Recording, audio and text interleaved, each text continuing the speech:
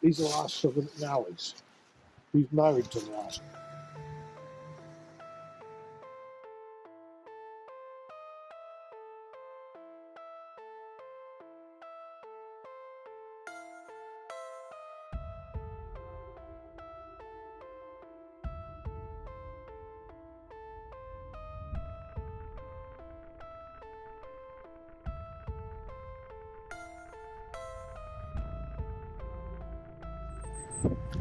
I don't understand why they want to develop so much. I really don't. I really don't. It just... So we fought them for a long time, but that's what we got. Yeah. So for these new homes, do you think local Canadian families, like the kids that grow up here and are looking for their own place, will be able to afford these houses? Sadly, no. Well, no, it wasn't only personal interest. I've been interested in looking after the creek for a long time. There was a woman that lived here for many years. Yeah, Dorothy. Yeah, we used to go for coffee every morning. She left it to two nieces in Ontario, and with the intention that they would put two houses on here and they would be able to live. And they didn't want it, so they sold it to a developer. For the best price they could, and it was a huge price. And then I think it went from developer to developer. Original developer bought in 2015, and then this guy bought it. It was flipped to him in 2016. She died in 2014 or 15. 2014. Sorry to hear that. As a developer, she was a lovely old lady. She was a nurse. She married a Polish gentleman, and probably I think it was back in the 50s. And they moved here, bought this property in the 50s, and she lived there for 50 years, or more than 50 years. Dorothy was married, never had any children. That might have solved the problem. She had children, but they probably wouldn't have allowed it to get to this stage. She left it to her husband. They weren't her blood relatives. Her husband's nieces. Didn't have any other relatives.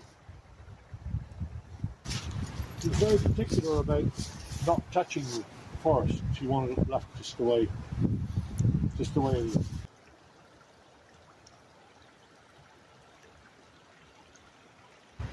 We were allowed to come in and have a look around now again. The local, the neighbours.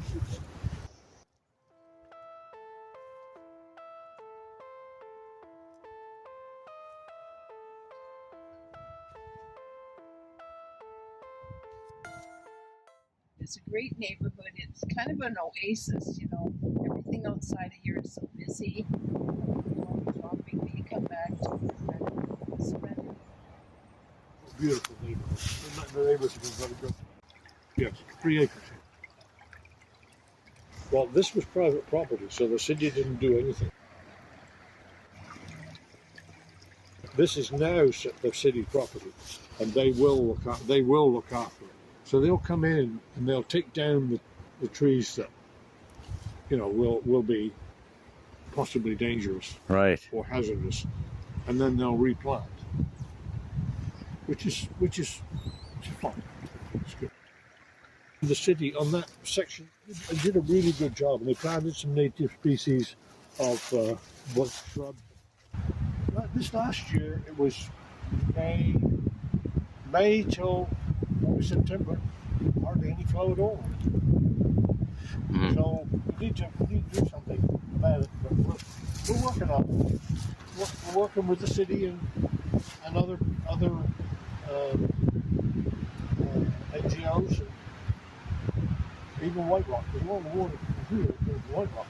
It wasn't good to leave it like this for so long. There was a lot of squatters, and who knows what was going on when the old house was here, and even in the forest. And people just dumped stuff. No developers that bought it wanted to build a lot more houses. But, you know, they're keeping it down to 8 so that it doesn't affect the creek.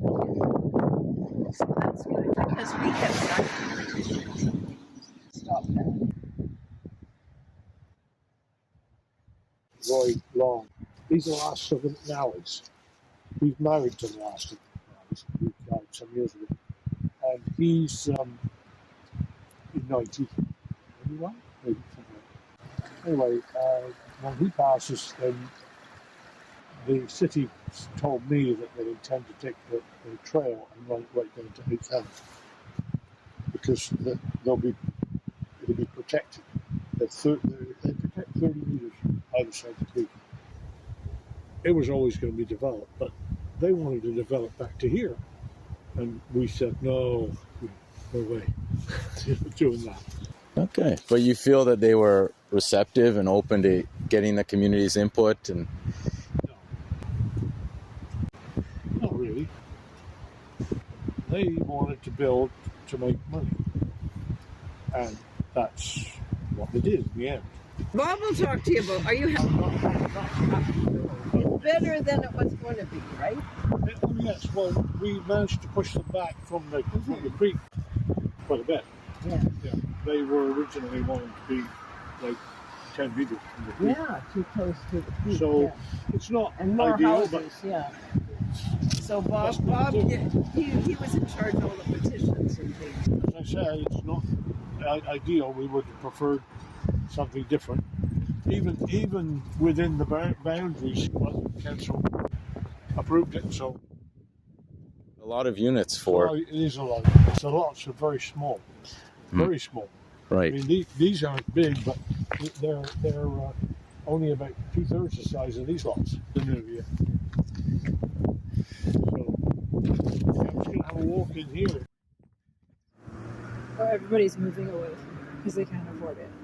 So we have kids, adult kids, young adult kids that won't be able to afford living up here.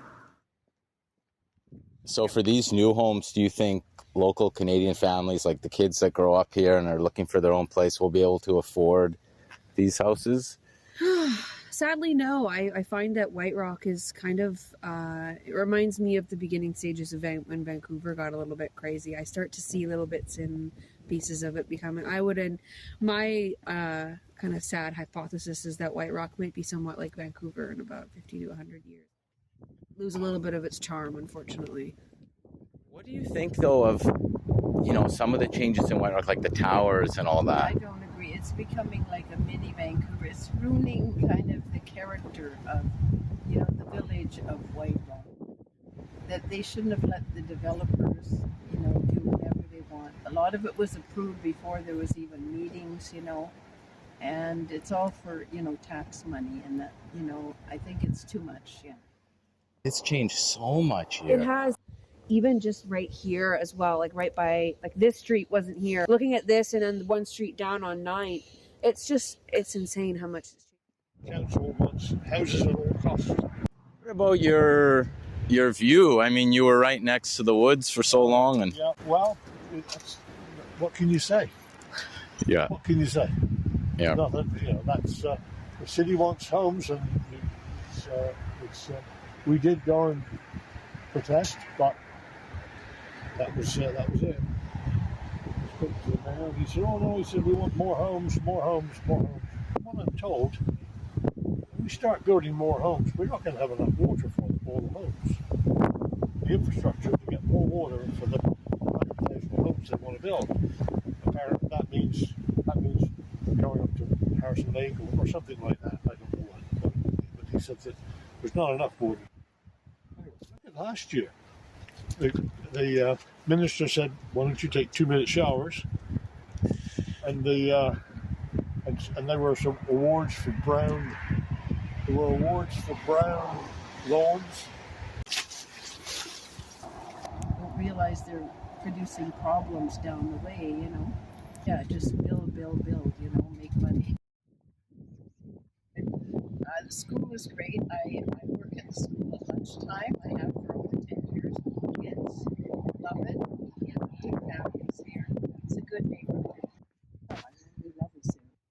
Warm up. I've got to take all my Christmas stuff down.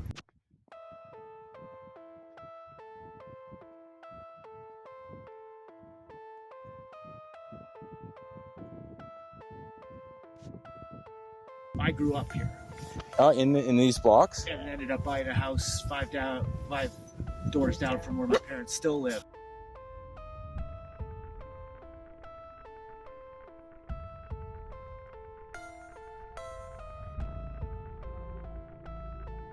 There were 2 trees that were on our property, but we let them take it down.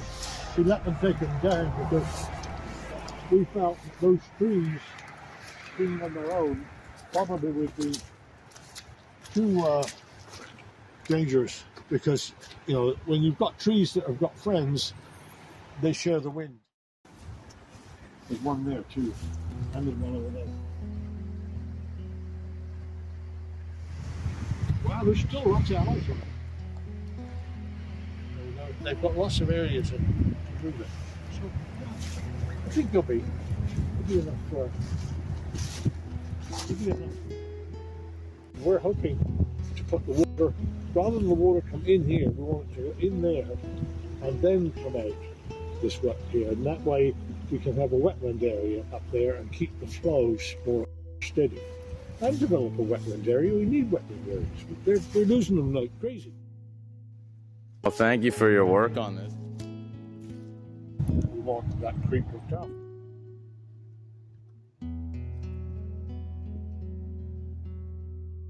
If you walk through there, there's a walkway that goes between the buildings, and I'm wondering whether the city might want to bring this path through here and down between those 2 buildings. Originally, my dream was to put a bridge over here and have it go up that way and go right up to the school, the park by the school. But it's a lot of money. I don't think anybody go for that, but that's just an idea.